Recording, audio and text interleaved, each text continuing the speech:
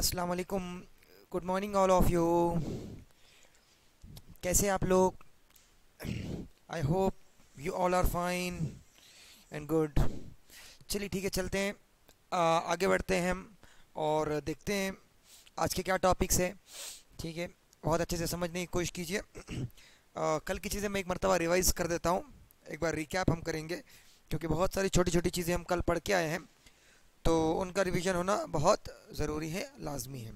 ठीक है, तो देखिए अच्छे से।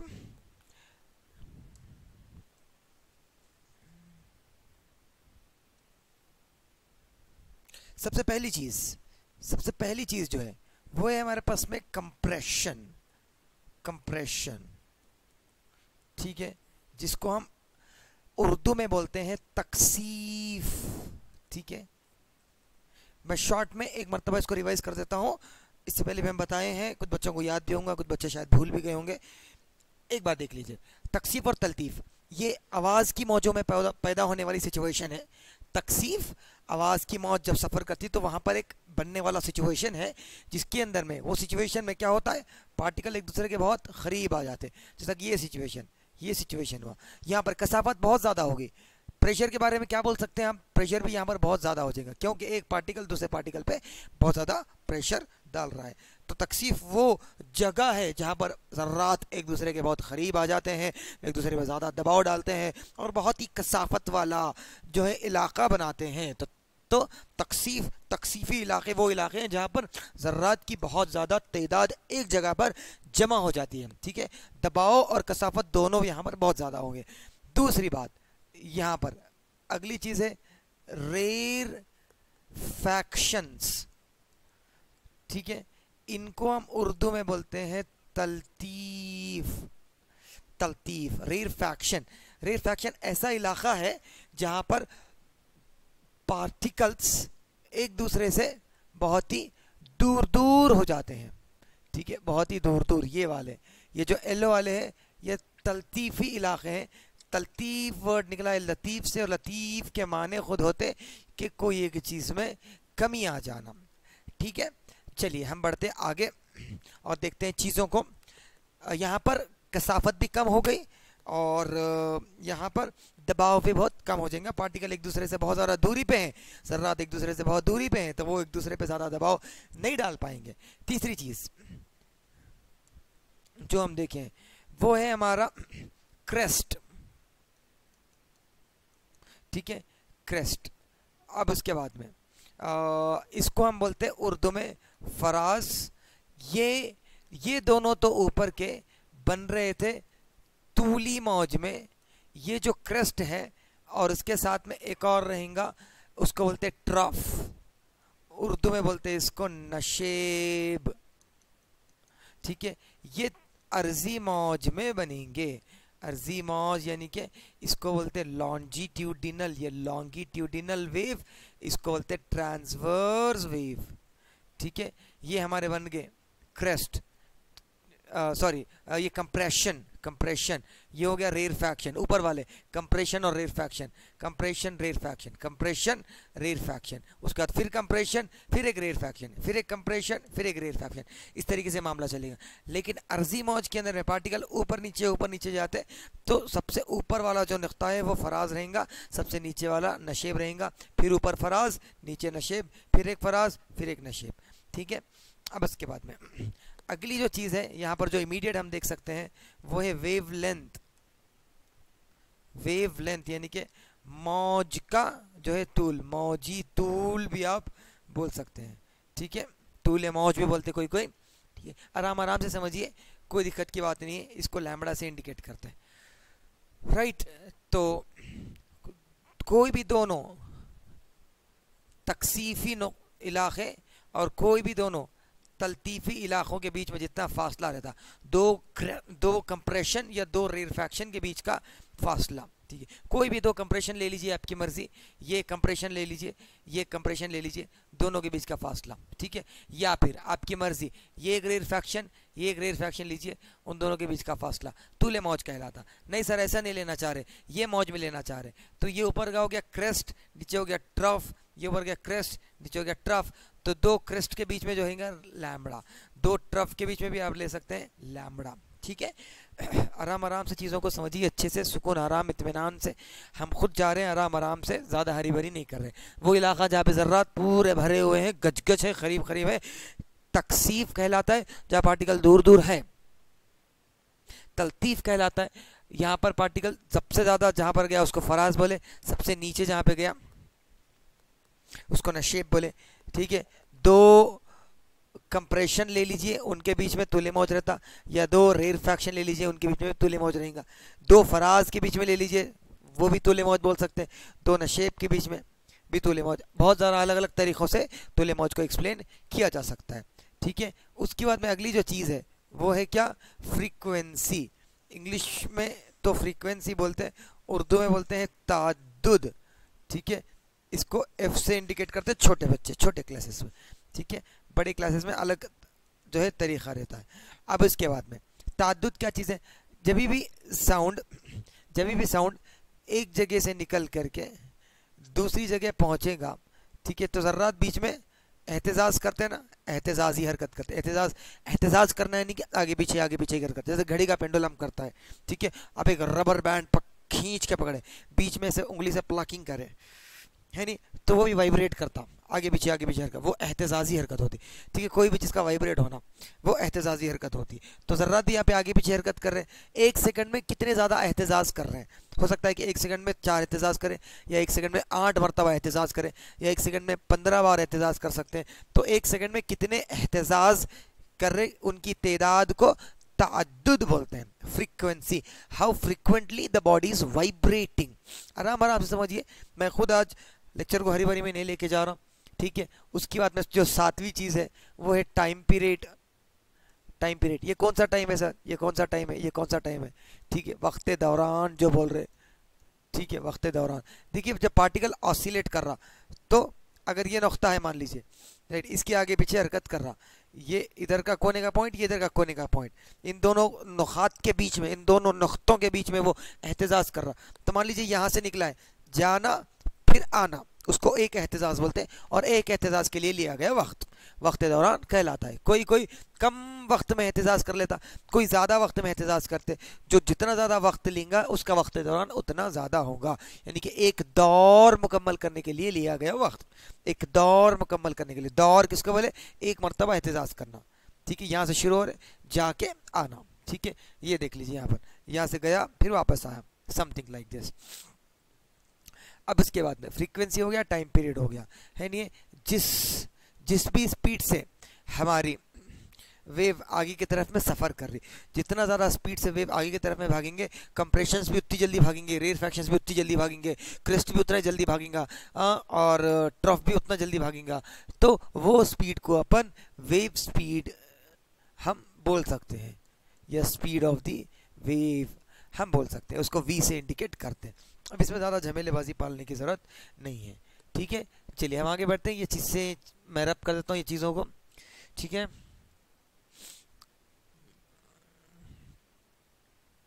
ये सब सारी चीज़ें हम समझ चुके हैं, क्रेस्ट, ट्रफ वगैरह वगैरह। फ्रीक्वेंसी हो गया, टाइम पीरियड हो गया, वेवलेंथ हो गया। ठीक है, एक चीज़ छोटी सी बची हुई है, वो है एम्पलीट्यूड। यहाँ है देखिए, एम्पलीट्यूड।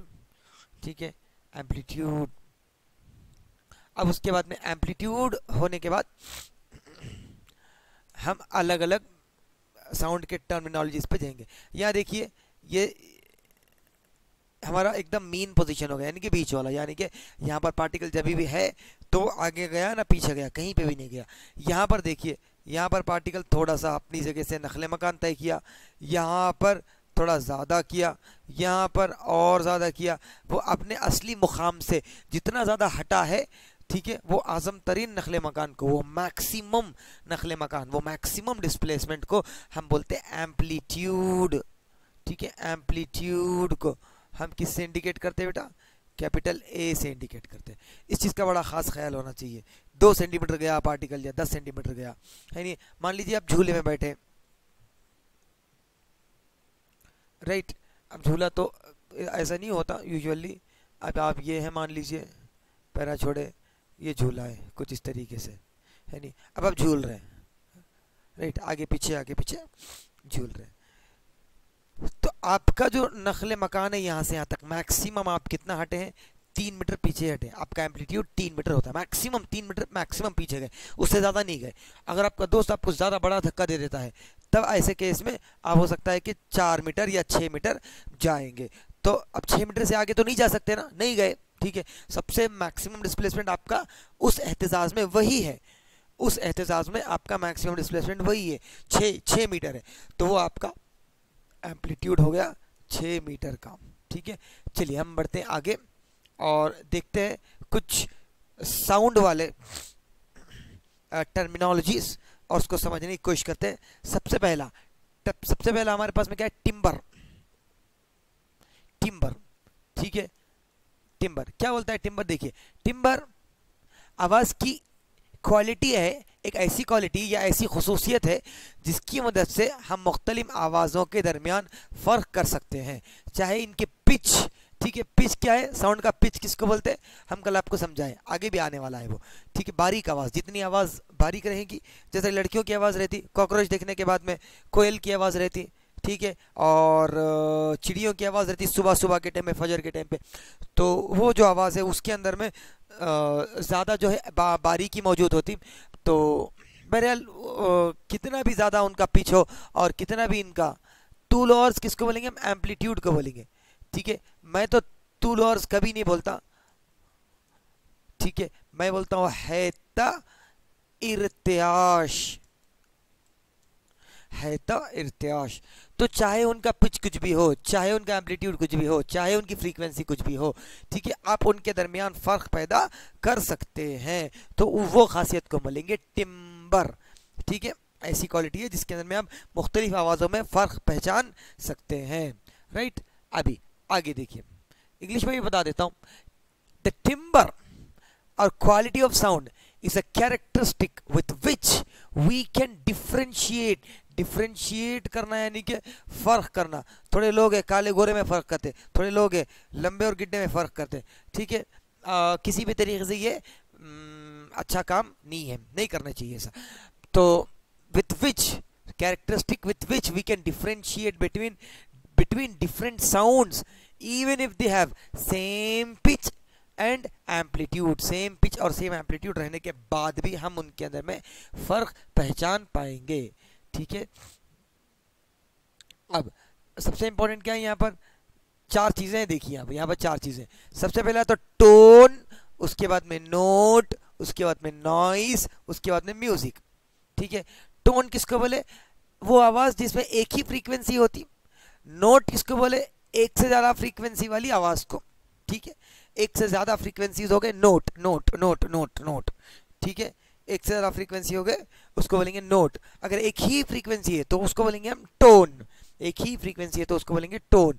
अगर से देखिए नॉइस, नॉइस क्या है, ये एक नागवार आवाज़ है। नॉइस किसको बोलते हैं बेटा, शोर शराबा, चिल्ला चीख पुकारा, बेकार बकवास, एक से ज़्यादा आवाज़ें मिल के आ रही। आप मान लीजिए कोई बड़ी सिटी है, वहाँ के ट्रैफिक में फंस गए हैं, सो पी पी पू पा टी टी टू टा कर रहे हैं, उसके अंदर में एक किस्म का साउंड नहीं रहता उसके अंदर में। उसके अंदर में ज़्यादा एम्पलीट्यूड वाला भी रहता, कम एम्पलीट्यूड वाला भी रहता, ज़्यादा फ्रीक्वेंसी वाला भी रहता, कम फ्रीक्वेंसी वाला भी रहता। किसी साउंड की पिच ज़्यादा होगी, किसी का लाउडनेस ज़्यादा होगा, तो बहुत सारे अलग अलग किस्म के आवाज़ें उधर आते, उसको हम बोलेंगे ये हो गया नॉइस, ठीक है। हमेशा नॉइस क्या अपने साथ में लेके आता, पोल्यूशन अपने साथ में लेके आता। उसके साथ में ये क्या है, म्यूजिक, म्यूजिक हाँ, जब हम म्यूजिक सुनते हैं हमारे माइंड को थोड़ा पीस मिलता है, नहीं है। तो ये जो है एक खुशगवार आवाज़ है, ठीक है। ये एक ऐसी आवाज़ है जो खुशगवार है और इसका मेयार बहुत ज़्यादा था, स्टैंडर्ड जो है ये साउंड का बहुत ज़्यादा रहेगा, ठीक है। ये साउंड का कोई स्टैंडर्ड नहीं है, बेतुका आवाज़ है वो। उसके अंदर में ना आप कुछ एम्पलीट्यूड मेंटेन कर रहे हैं, ना फ्रीक्वेंसी मेंटेन कर रहे हैं। म्यूज़िक के अंदर में बराबर एक स्टैंडर्ड मेंटेन करते हुए चलते कि भाई यहाँ पर फ्रीक्वेंसी बढ़ाना है, यहाँ पे एम्पलीट्यूड बढ़ाना है, इस तरीके से। जब म्यूज़िक भी हम बजाते हैं, ठीक है, तो गिटार वगैरह, वायलिन वगैरह या हारमोनियम है, तो जहाँ फ्रीक्वेंसी बढ़ाना है वह बढ़ाते, जहाँ घटाना है वह घटाते, जहाँ साउंड को लाउड करना है, जहाँ पे साउंड को डिम करना है, बराबर अपने एतबार से करते। जबकि ट्रैफिक में ऐसा नहीं होता, कौन भी ज़ोर से चिल्ला रहा है, कोई कम चिल्ला रहा है, कोई पों पाँ बजा रहा है, कुछ भी होता, पैटर्न नहीं रहता, कोई स्टैंडर्ड नहीं है वो साउंड का, ठीक है, तो अगर एक फ्रीक्वेंसी है तो नोट एक से ज़्यादा है तो उसको बोलेंगे एक से, अगर एक है तो टोन, एक से ज़्यादा है तो नोट। नॉइज जो है खुशगवार नहीं है, जबकि म्यूजिक खुशगवार है। ठीक है, it is a sound which is pleasant, आपको प्लेजर देती है। प्लेजर, प्लेजर किसको बोलेंगे? एक किस्म का सुकून जो है जब महसूस होता है। ठीक है, और ये क्या है? अनप्लीजेंट। अनप्लीजेंट यानी कि बहुत आपको चिड़चिड़ापन उससे महसूस हो सकता है। ठीक है, देखिए अब हम स्लो एंड स्टेडी जा रहे हैं, ना हम फास्ट जा रहे हैं ना हम स्लो जा रहे हैं, बगैर रुके हम चल रहे हैं जब से। स्पीड ऑफ साउंड हम अभी पढ़ाए हैं आपको, स्पीड ऑफ साउंड अभी पढ़ाए, अभी पढ़ाए। ठीक है, वो फासला जिसके जरिए लहर का कंप्रेशन या रेरफैक्शन एक यूनिट वक्त में सफर करता है। यानी कि कोई एक कंप्रेशन ले लिया आप, कोई एक कंप्रेशन ले लिए एक यूनिट टाइम में, मान लीजिए एक सेकंड में कितना फासला तय कर रहा।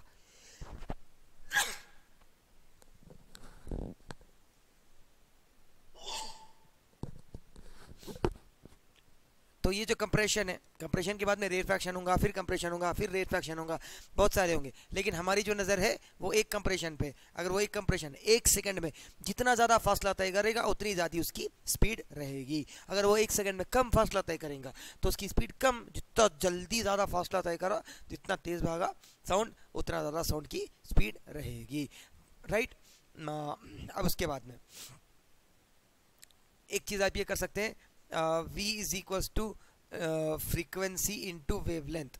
ये होगी स्पीड का फॉर्मूला बच्चे, स्पीड का फॉर्मूला, स्पीड का फॉर्मूला। ठीक है, राइट, तो वेवलेंथ इंटू फ्रीक्वेंसी या एफ लैम्बडा यहाँ पर भी देखें आप। ठीक है, अब आप फ्रीक्वेंसी को 1 बाई टाइम पीरियड लिख सकते हैं, ये हम आपको बताए हैं ऑलरेडी। ये हो गया हमारा v। ठीक है, फ्रीक्वेंसी 1 बाई टाइम पीरियड, ये कल हम बताए हम आपको। अब अगली चीज़ क्या है? Intensity, intensity, intensity. ठीक है, अच्छा हाँ, एक और चीज़, speed of sound in air 333 meter पर सेकेंड। मेरे एतबार से तो ये वैल्यू गलत है। एग्जैक्टली 333 नहीं आता बेटे, 343 आता, 343 मीटर पर सेकेंड। कोई बुक्स में 342 मीटर पर सेकेंड भी दिया रहता, कोई बुक में 344 मीटर पर सेकेंड भी दिया रहता। ये इसके अंदर में कोई लड़ाई झगड़े वाली बात नहीं है कि तू सही है मैं गलत हूँ, मैं सही हूँ तू गलत है। ठीक है, इसमें लड़ाई झगड़े वाली कोई बात नहीं है। कोई बुक ये लिखते हैं, कोई अगर आप नई बुक देखेंगे तो कोई ये, फिर कोई नई बुक देखेंगे तो ये, लेकिन 333 किसी भी एतबार से काबिल कबूल नहीं है। It is not acceptable in any way. ठीक है, तो ये आप लिख लीजिए। सर अगर से एयर में नहीं, अगर पानी में साउंड ट्रैवल कर रहा है, यानी कि मान लीजिए इसमें पानी भरा हुआ है, ठीक है, आप पानी में ले जाके दो पत्थरों को ऐसे मारेंगे, ऐसे मारेंगे, तो क्या साउंड ट्रैवल करता? बिल्कुल ट्रैवल करता। तो velocity of sound in liquid water क्या होता है बेटे? लिक्विड ही होता ना। सर पानी डालने का, पेट्रोल डालो, डीजल डालो, coconut oil, cooking oil, kerosene, कुछ तो भी एक डालो नया उसकी जगह पे, तो क्या साउंड ट्रैवल करेगा? डेफिनेटली ट्रैवल करेगा। ठीक है, तो उसकी जो वैल्यू है वो करीब करीब होती 1420 मीटर पर सेकेंड। लिख लीजिए, लिख लीजिए।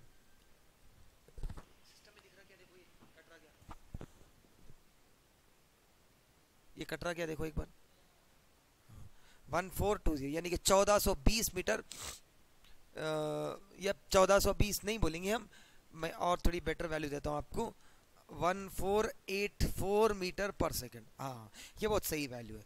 ठीक है, करीब करीब तकरीबन इतना होता। अगर थोड़ा लिक्विड चेंज हुआ तो इसके अंदर में थोड़ी कमी ज़्यादा आ सकती है, आ सकती है, आ सकती है। ठीक है, तो ये वेलोसिटी ऑफ साउंड यानी कि साउंड की रफ्तार, ठीक है, किसमें? लिक्विड्स में। कोई रफ्तार बोलते, कोई स्पीड बोलते, आई मीन कोई स्पीड बोलते, कोई वेलोसिटी बोलते। इसके अंदर में भी ज़्यादा लड़ाई झगड़े वाली कोई बात नहीं है। ठीक है, अब उसके बाद में velocity of sound in solids, मैं बोल रहा हूँ 5120 मीटर पर सेकेंड। साउंड सॉलिड्स में भी ट्रैवल करता,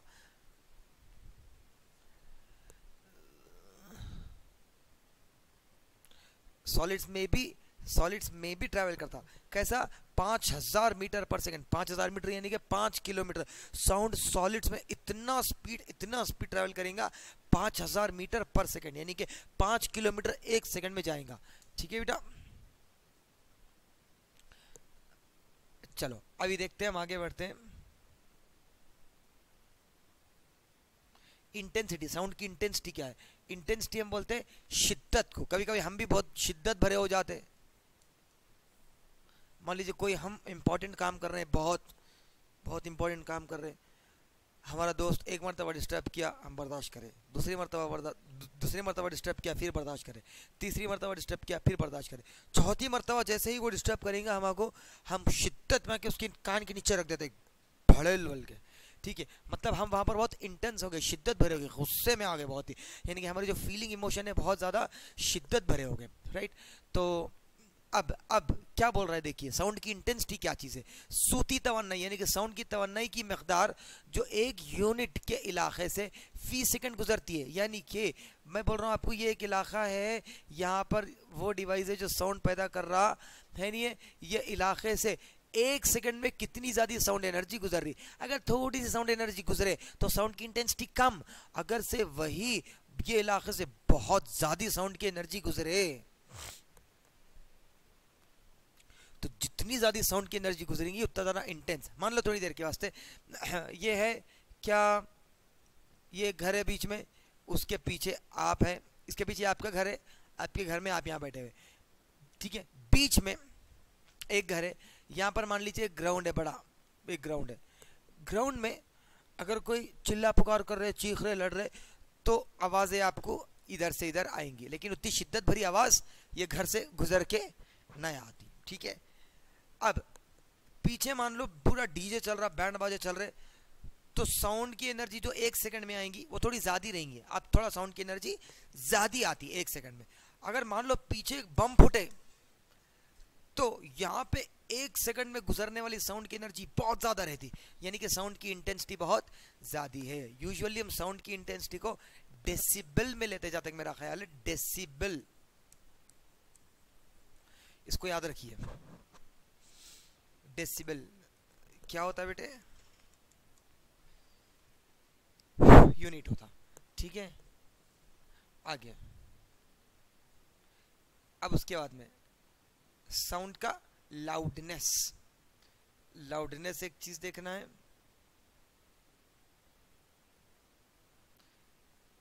फिर एक सोनिक बूम है, वो भी हम देखेंगे आगे की क्लास में। इंटेंसिटी देख लिया ना, लाउडनेस देखिए। अभी लाउडनेस क्या बताता? इसमें ये बताता है कि हमारे कान आवाज़ को किस तरह रिस्पॉन्ड करता है। दूसरा, एक ही शिद्दत के साथ दो आवाज़ें ऊंची आवाज़ में मुख्तलिफ हो सकती है, क्योंकि हम एक आवाज़ को दूसरी आवाज़ से ज़्यादा आसानी से पहचान सकते हैं। शिद्दत एक ही रहती, लेकिन दो आवाज़ों में से एक ऊंची और एक नीची हो सकती है, इसलिए हम एक दूसरे को अलग करके पहचान सकते हैं। ठीक है, क्या बोल रहा है? Two sound with same intensity can vary in loudness, यानी कि शिद्दत उतनी ही है। ठीक है, एक सेकंड में इसकी भी एनर्जी उतनी गई, एक सेकंड में इसकी भी एनर्जी उतनी गई, लेकिन दोनों में से एक का एम्पलीट्यूड छोटा है, एक का एम्पलीट्यूड बड़ा है, तो ये आवाज़ कैसी रहेगी? ऊंची, और ये आवाज़ कैसी रहेगी? धीमी। मैं बोल रहा हूँ, यानी कि एक जगह से एक सेकंड में उतनी एनर्जी जा रही, लेकिन जब पहली वाली साउंड एनर्जी गई तो उसका एम्पलीट्यूड ज़्यादा था, तो ये ऊंची आवाज़ रहेगी या बुलंद आवाज़ रहेगी। ठीक है, वो वाली धीमी रहेगी। तो क्या बोल रहा है? Two sounds with same intensity, intensity same है, कैन वेरी, यानी कि मुख्तलिफ हो सकते हैं, in loudness only because we can detect one sound easier than the other. ठीक है, तो लाउडनेस अलग अलग रहने से आप पहचान सकते हैं, राइट। इसमें यह बताता है कि हमारे कान आवाज़ को किस तरह सुनते हैं, और लाउडनेस साउंड कितना ज़्यादा ऊंचा है, ठीक है, साउंड कितना ज़्यादा ऊंचा है या कितना ज़्यादा बुलंद है, इसको बताता है। और लाउडनेस सीधा सीधा किससे रिलेटेड है बेटा? जितना ज़्यादा एम्पलीट्यूड होगा उतना ज़्यादा साउंड लाउड होगा। ठीक है, लाउडनेस भी ज़्यादा, राइट। लिख लीजिए, लिख लीजिए, लिख लीजिए। क्या बोल रहा है? आवाज़ मुख्तलिफ मीडियम में एक ही रफ्तार से सफ़र नहीं कर सकती। ओ हो, ऐसा बिल्कुल पॉसिबल नहीं है। एक स्पीकर है, हवा में रखे, आवाज़ निकली, सफ़र कर रही, हवा में स्पीकर से निकली हुई आवाज़ सफ़र कर रही। वो स्पीकर लेके पानी में रख दिए, मान लो पानी में भी काम कर रहा, तो वहाँ पर स्पीड अप ज़्यादा रहेंगे, साउंड स्पीड भागेगा, ठीक है। अब सॉलिड के अंदर में एक साउंड प्रोड्यूस करे तो वहाँ पर तो साउंड और भी ज़्यादा स्पीड से भागेगा। हवा में देखेंगे, हवा में तो 343, ठीक है। पानी वगैरह में देखेंगे तो 1484, ठीक है। अगर ठोस या सॉलिड में देखेंगे तो 5120 मीटर पर सेकंड, ये इनकी रफ्तारें हैं, ठीक है। साउंड सबसे ज़्यादा स्पीड से किस में जा रहा, ठोस या सॉलिड में। सॉलिड में भी साउंड ट्रैवल कर सकता है बेटा, कर सकता, बिल्कुल कर सकता है, ठीक है। तो मुख्तलिफ मीडियम में एक ही रफ्तार से सफ़र नहीं कर सकता साउंड। मीडियम में आवाज़ की रफ्तार 3 चीज़ों से मुतासिर होती है, ठीक है ना। एक मीडियम में आवाज़ की जो रफ्तार है वो 3 चीज़ों की वजह से कम या ज़्यादा हो सकती है। आवाज़ की रफ्तार पे 3 चीज़ें असर डालेंगी, 3 चीज़ें कौन सी है वो देखते हैं, ठीक है। देखिए पहला तो मीडियम की कसाफत, आपको मालूम है कसाफत क्या चीज़ है। कसाफत, अगर ये एक मीडियम है, जितने ज़्यादा ज़र्रात इसमें भरे हुए रहेंगे, कसाफत उतनी ज़्यादा रहेंगी, तो उसमें आवाज़ की रफ्तार ज़्यादा होती है, ठीक है। जब कसाफत डेंसिटी ज़्यादा तो साउंड की स्पीड भी बहुत ज़्यादा रहेगी, ठीक है। अब मीडियम का दर्जे हरारत, यानी कि मीडियम का टेम्परेचर क्या है। जैसे जैसे दर्जे हरारत बढ़ता है आवाज़ आसानी से फैलती है, ठीक है। ये भी याद रख लीजिए अच्छे से। टेम्परेचर के साथ में जैसे टेम्परेचर बढ़ेगा तो साउंड जल्दी जल्दी स्प्रेड होगा। हवा में नमी किसको बोलते हैं, ह्यूमिडिटी। कभी कभी चिपचिपा हो जाता है, हमको ऐसा पानी जैसा महसूस करते हैं हम, ठीक है, उसको बोलते हैं ह्यूमिडिटी। हवा में नमी आवाज़ के सफ़र को भी मुतासिर करती है। जैसे जैसे नमी बढ़ती है उसी तरह आवाज़ का फैलाव भी बढ़ता है। तो टेम्परेचर का बढ़ना और ह्यूमिडिटी का बढ़ना दोनों साउंड को फास्टर लेके जाएंगे, ठीक है। यहाँ पर भी देखिए, the temperature of the medium, as the temperature increases the sound propagates easily. Propagate यानी कि सफ़र करना, आसानी से आवाज़ जो है एक जगह से दूसरी जगह सफ़र करेंगी। कब, अगर से टेम्परेचर बढ़ गया है, ह्यूमिडिटी अगर से बढ़ गई है तो भी आसानी से ट्रैवल करेगा साउंड, ठीक है। लेकिन अगर मीडियम बढ़ गया तो मीडियम की डेंसिटी बढ़ गई तो मीडियम की डेंसिटी बढ़ने से भी आवाज़ जल्दी जल्दी फैलेगी, है नहीं। चलो सोनिक बूम क्या है वो इंशाल्लाह हम अगली क्लास में देखते हैं। जब तक के लिए टेक केयर और मिलते हैं इंशाल्लाह अगली क्लास में। अच्छे से हार्डवर्क करते रहिए। अल्लाह हाफिज़।